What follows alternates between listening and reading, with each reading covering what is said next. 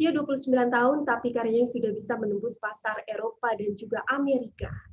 Bahkan dirinya sudah dinobatkan menjadi duta petani milenial dari Kementerian Pertanian Indonesia. Inovasinya, karyanya pastinya sangat membanggakan. Kita langsung terhubung dengan orangnya.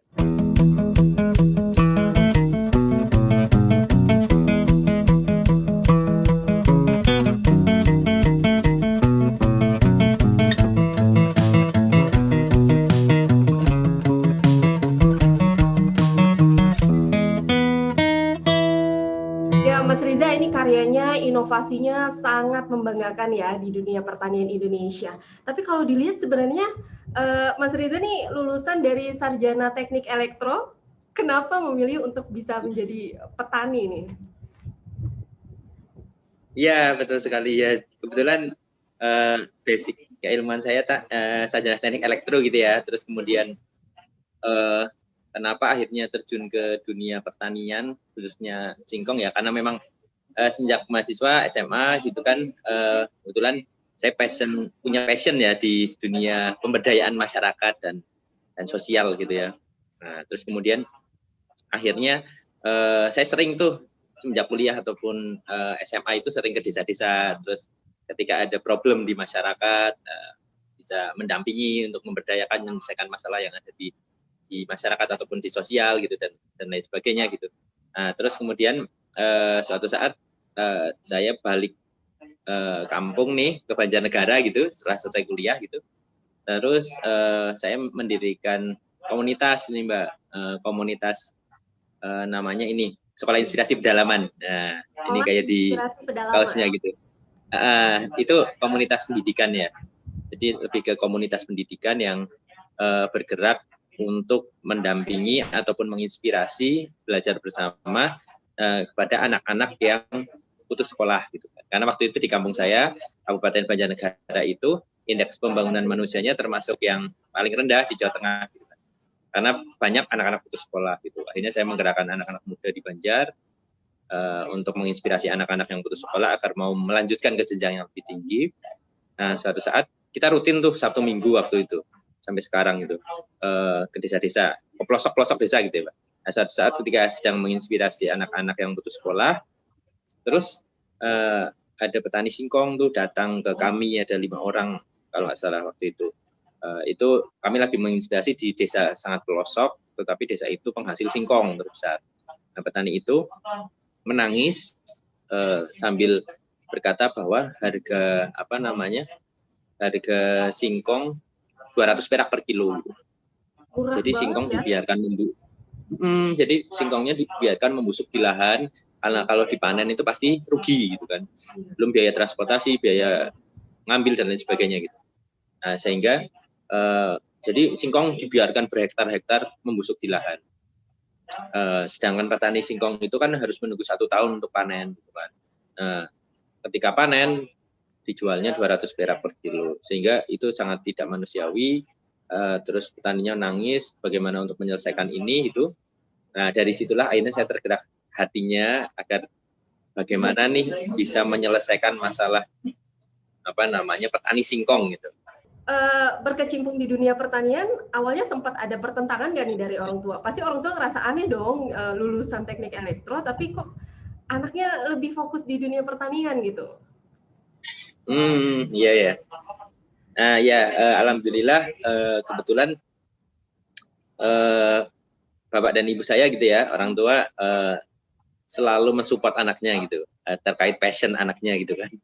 Mungkin kalau beberapa teman, beberapa tetangga gitu kan, pasti kan melihatnya, ini lulusan teknik elektro malah sukanya ke desa-desa, bikin acara-acara sosial gitu kan. Mungkin terlihatnya aneh gitu kan, tapi alhamdulillah kalau orang tua saya selalu mendukung dan mensupport gitu ya, mendukung dan mensupport gitu kegiatan yang kami lakukan gitu kan, seperti itu. Nah, Mas Riza, nih 2014 kan bikin inovasi akhirnya ya, mulai dari petani akhirnya bikin rumah mokaf itu. Nah, pertimbangannya gimana prosesnya waktu bikin inovasi tepung dari singkong tersebut? Saya berpikir keras dengan teman-teman gimana nih agar petani singkong terangkat martabatnya, kesejahteraannya terangkat gitu. Nah, terus akhirnya saya berkonsultasi dengan praktisi, akademisi, terus pakar gitu ya, yang tentang singkong gitu kan, dosen-dosen di UGM, kami coba berkonsultasi, ternyata semua menyarankan untuk mengolah singkong menjadi tepung mocaf. Gitu. Atau singkatan dari mocaf itu singkatan sebenarnya dari modified cassava flour, tepung singkong termodifikasi gitu ya. Nah, semua menyarankan untuk mengolah itu gitu. Terus kemudian akhirnya saya penasaran apa sih itu mocaf, saya belajar lebih dalam, terus akhirnya saya berguru, terus akhirnya saya bisa untuk membuat formulasi baru tentang mocaf sampai saat ini gitu ya, teknologi baru. Terus kemudian sebelum saya mantap untuk memberdayakan petani singkong untuk mengolahnya menjadi mocaf itu, saya mencari data dulu nih di BPS sama teman-teman, saya mengumpulkan data. Dan ternyata betul, kami memperoleh data bahwa Indonesia adalah negara penghasil singkong terbesar kedua ya setelah Brazil. Jadi dari Sabang sampai Merauke itu pasti ada singkong gitu ya. Tapi pasti ada singkong, ditancap pasti panen gitu kan, pasti ditancap pasti berbuah gitu kan, singkongnya gitu. Tetapi kita bisa lihat data BPS juga mengatakan bahwa ternyata sebagian besar petani singkong berada di bawah garis kemiskinan gitu kan. Ya karena panennya itu nunggu 1 tahun, setelah dipanen dibeli dengan harga yang sangat murah. Dan bahkan harus melewati tengkulak gitu ya. Harus melewati tengkulak yang sangat banyak. Terus kemudian saya melihat nih persamaan dari mocaf apa sih gitu kan. Ternyata setelah saya mencari data lagi, ternyata mocaf memiliki karakteristik yang hampir sama dengan tepung terigu. Gitu. Terigu terbuat dari gandum ya, tetapi mocaf lebih sehat yang dari singkong itu karena mocaf gluten free, rendah indeks glikemik dan kaya serat gitu ya, sehingga jika dibandingkan dengan tepung terigu itu jauh lebih sehat. Gitu. Nah, terus data BPS saya gali lagi dari beberapa kementerian juga saya gali lagi, ternyata betul Indonesia saat ini sampai detik ini adalah negara pengimpor terigu terbesar dunia gitu. Karena dari Sabang sampai Merauke tidak ada terigu, tidak ada gandum gitu kan. Jadi 100% harus impor dan setiap tahun peningkatan impor terigu ke Indonesia itu terus mengalami peningkatan 20% dan lain sebagainya. Dan itu sangat ironis sekali, dari kalangan menengah ke bawah sampai kalangan menengah ke atas semua mengkonsumsi terigu yang impornya 100% dan terbesar di dunia gitu. Bahkan kalau di kampung halaman saya di Banjarnegara itu ada makanan khas, makanan tradisional, hampir di setiap pertigaan, perempatan ada yang jualan di gerobak gitu ya, namanya tempe mendoan ya. Tempe mendoan itu tempe tapi dibalut dengan tepung, tapi ironisnya makanan tradisional, makanan khas itu tepungnya dari tepung impor gitu ya, tepung terigu gitu. Itu kan sangat ironis sekali. Makanan tradisional, makanan khas tapi tepungnya impor. Nah, dari situ akhirnya data-data itu yang semakin menguatkan saya yang memiliki basic teknik elektro gitu ya. Saya semakin mantap untuk bergerak di dunia pertanian khususnya singkong dan mocaf karena yang pertama ada misi untuk mengangkat martabat singkong, mengangkat kesejahteraan petani singkong. Terus kedaulatan pangan lokal, bagaimana kita bisa mandiri, tidak harus impor terigu, tetapi bisa menyerap mocaf dari petani singkong yang ada di tanah air kita. Gitu. Oke, Mas Riza nih kalau kita lihat nilai ekonomi dari singkong sendiri sekarang kan sudah meningkat begitu ya. Dulu cuma 200 per kilogram, sekarang mungkin udah di atas 1.500 begitu. Nah itu pertimbangannya gimana nih? Mungkin kan sebagai pengepul ibaratnya kan biasanya ingin harga singkong tuh dapatnya yang paling murah gitu kan, biar mereka juga dapat untung. Tapi Mas Rija mencoba untuk petani mendapatkan harga yang semahal-mahalnya lah begitu. Jadi kita membuat brand kita namanya Mocafen gitu ya, Mbak. Kita punya rumah besar namanya Rumah Mocaf Indonesia gitu kan. Nah, Rumah Mocaf Indonesia itu merupakan rumah besar yang tergabung dari 3 klaster. Klaster yang pertama itu ada klaster petani singkong yang bertahun-tahun menanam singkong, yang sudah bertahun-tahun menanam singkong. Terus kemudian kita maksimalkan produktivitasnya. Yang tadinya 1 hektar hanya keluar 10 ton, kita maksimalkan menjadi minimal bisa keluar 30 ton, bahkan bisa lebih ya. tetapi menggunakan sistem integrated farming atau pertanian organik gitu ya. Jadi petani singkong ternyata punya kambing atau sapi, kita komunalkan di kandang, terus kemudian satu kandang besar gitu ya, terus kotorannya kita olah menjadi pupuk organik, terus kemudian sekarang lahan kita sudah sertifikasi organik dan singkongnya udah organik seperti itu ya. Terus meningkat. Terus klaster yang kedua itu ada pengrajin mokaf. Jadi ibu-ibu yang tadinya menganggur di desa-desa, ibu-ibu yang tadinya tidak memiliki pekerjaan di desa-desa, kita berdayakan, kita bentuk kelompok untuk mengupas singkong, memotong singkong, terus melakukan fermentasi sampai menjadi chip mokaf atau mokaf kasar gitu ya. Nah, akhirnya muncul perputaran ekonomi baru di situ. Nah, klaster yang ketiga adalah anak-anak muda yang tugasnya adalah melakukan pendampingan terhadap petani dan pengrajin, quality control, terus melakukan branding, packaging, kemasan gitu kan. Jadi melakukan branding, packaging, pengemasan, terus kemudian melakukan sertifikasi, terus kemudian melakukan sertifikasi seperti halal MUI, BPOM, ISO, HACCP gitu, terus kemudian melakukan penetrasi pasar gitu kan. Penetrasi pasar itu B2B dan B2C gitu kan. Business to business dan business to consumer dan lain sebagainya. Melakukan inovasi juga seperti membuat mie mokaf, terus kemudian cookies mokaf dan lain sebagainya gitu dan lain sebagainya. Nah, ketiga klaster ini, klaster petani singkong, klaster pengrajin mokaf, terus kemudian klaster anak-anak muda ini tergabung dalam rumah besar rumah mokaf, selalu rumah mokaf Indonesia selalu duduk bersama untuk menentukan HPP dan marginnya secara bersama-sama. Harga pokok produksi dan margin itu ditentukan duduk bersama secara bersama-sama. Istilah yang kami gunakan itu ada demokratisasi ekonomi gitu ya. Demokratisasi ekonomi. Jadi berkeadilan milik rakyat gitu ya, seperti itu. Jadi kami dalam 3 klaster itu selalu mendiskusikan tentang problem yang ada di lapangan, terus selalu terbuka. Bahkan petani tahu harga mokaf yang kita jual di retail besar, harga mokaf yang kita ekspor dan lain sebagainya gitu. Petani itu tahu marginnya berapa dan tidak ada yang ditutup-tutupi dan tidak ada yang sangat dirugikan dan tidak ada yang sangat diuntungkan gitu ya. Sama-sama berkeadilan ini.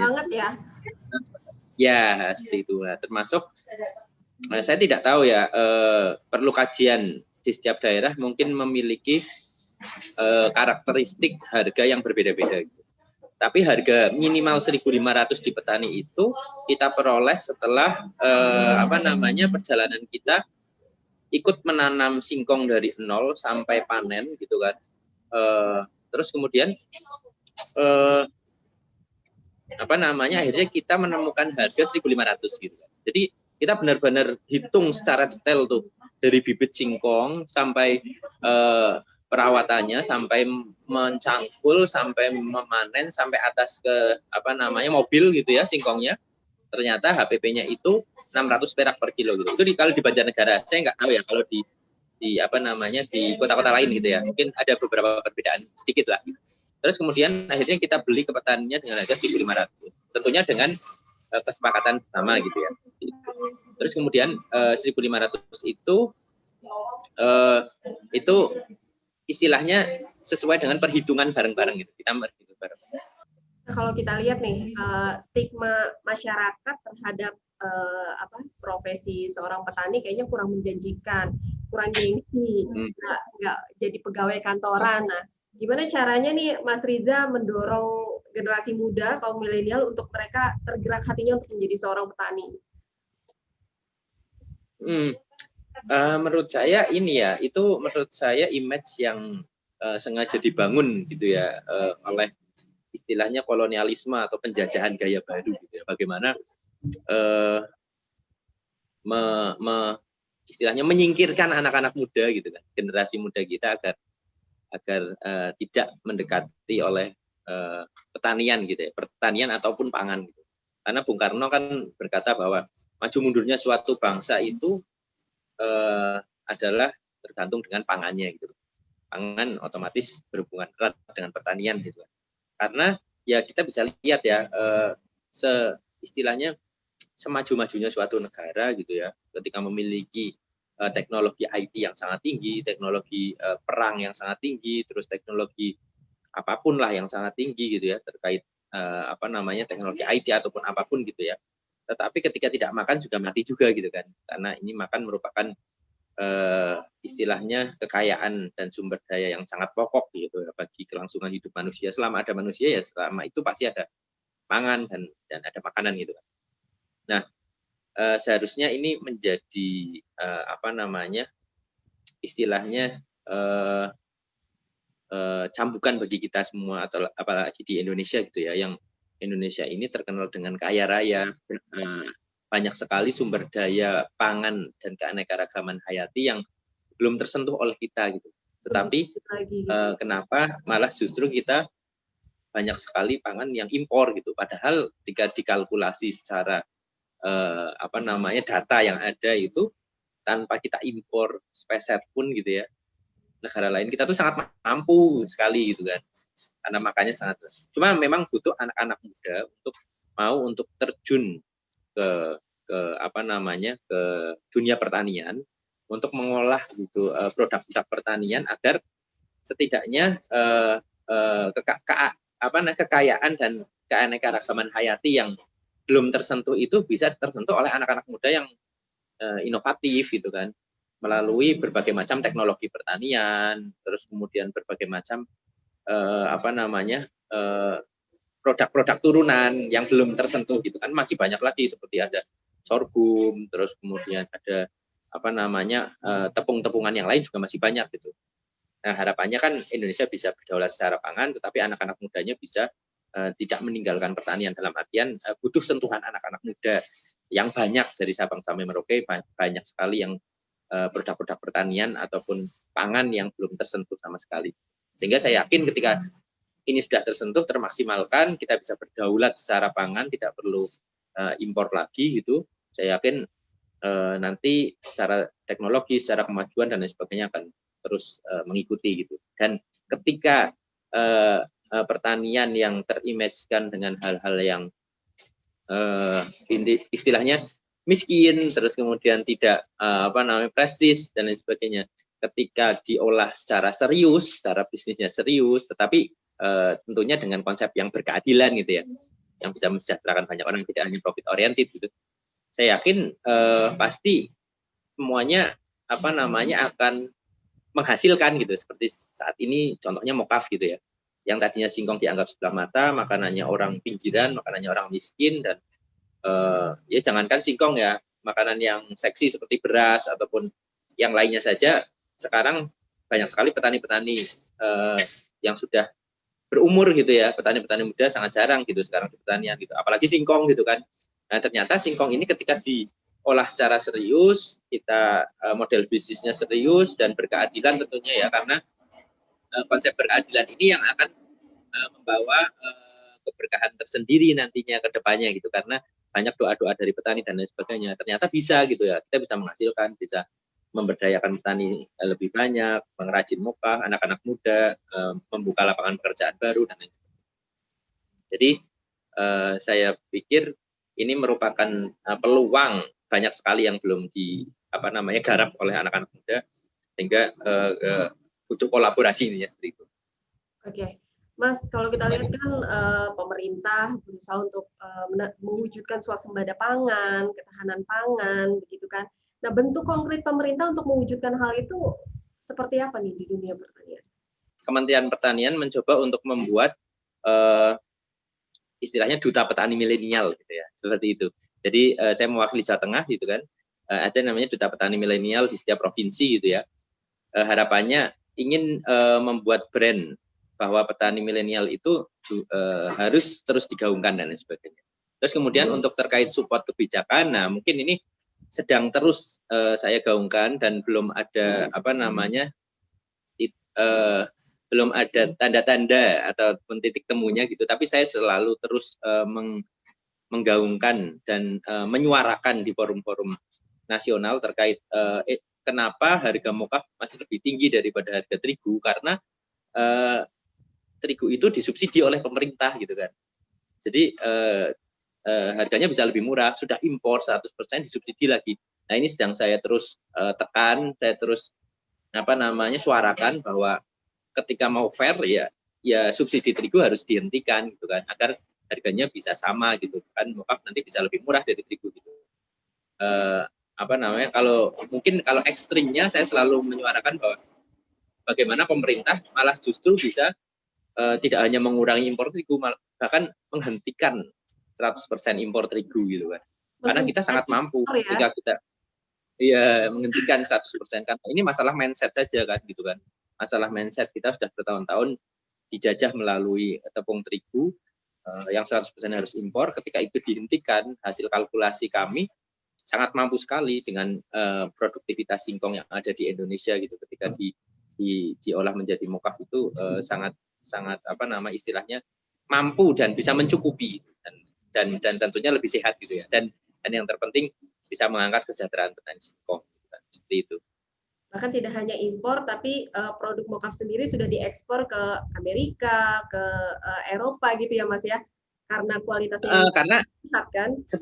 Sebenarnya lebih ke ini ya Mbak, apa namanya, bukan menjadi tujuan utama ya, tapi maksudnya kami ingin membuka apa namanya mindset masyarakat bahwa ini loh tepung mokaf singkong yang dianggap sebelah mata dianggap makanannya orang miskin, ternyata malah justru apa namanya di beberapa negara-negara maju itu malah justru dicari gitu karena gluten free dan lain sebagainya gitu.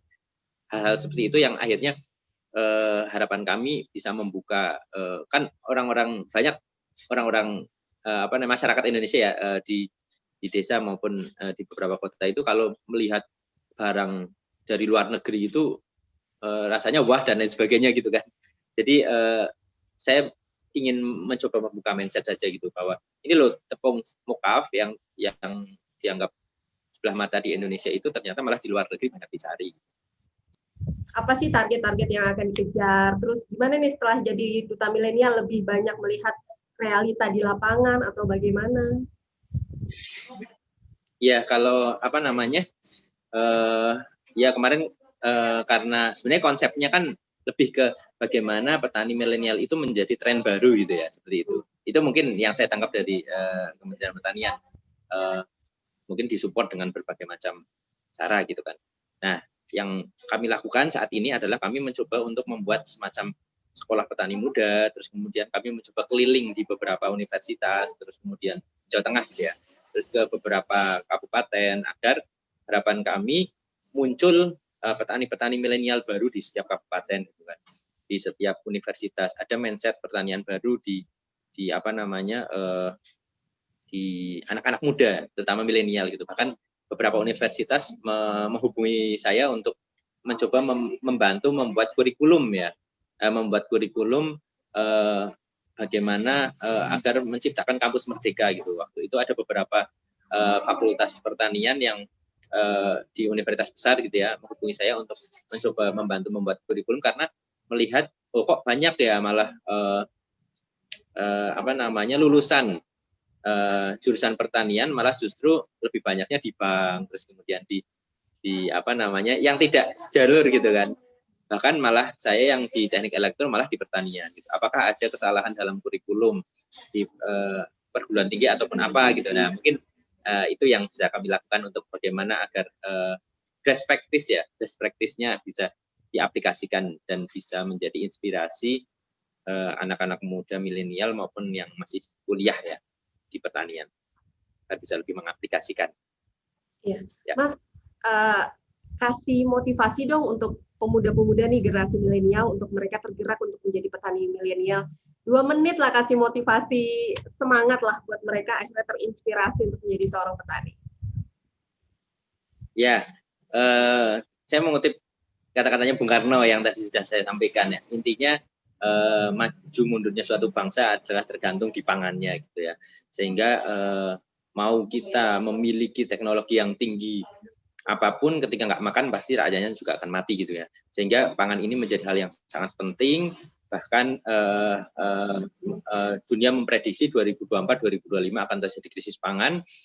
Sehingga yang mampu bertahan secara pangannya itu yang akan mampu unggul dan hidup gitu ya. Sehingga ini adalah kesempatan anak-anak muda untuk mau terjun langsung ke dunia pertanian karena dunia pertanian adalah suatu dunia yang sangat menjanjikan gitu ya ketika dikelola dengan model bisnis yang serius dan berkeadilan gitu, karena semua orang butuh makan dan semua orang pasti akan menyerap makanan ketika kita mau mengolahnya secara serius gitu. Dan yang terakhir quote yang selalu saya gaungkan gitu ya di penutup acara, pasti saya mengatakan bahwa selama rakyat masih menderita tidak ada kata istirahat. Terus berjuang, terus bergerak, terus bermanfaat, terus menginspirasi sehingga kita bisa berdaulat secara pangan dan bisa mandiri sejahtera secara bersama-sama. Terima kasih. Ya, terima kasih Mas Riza untuk waktunya, untuk sharing-sharingnya di dunia pertanian, dan pastinya sangat menginspirasi generasi muda nih. Ini juga buat kalian kaum milenial yang belum tergugah hatinya untuk menjadi seorang petani. Ini adalah salah satu bukti bahwa petani adalah profesi yang menjanjikan. Salam Suara Agri.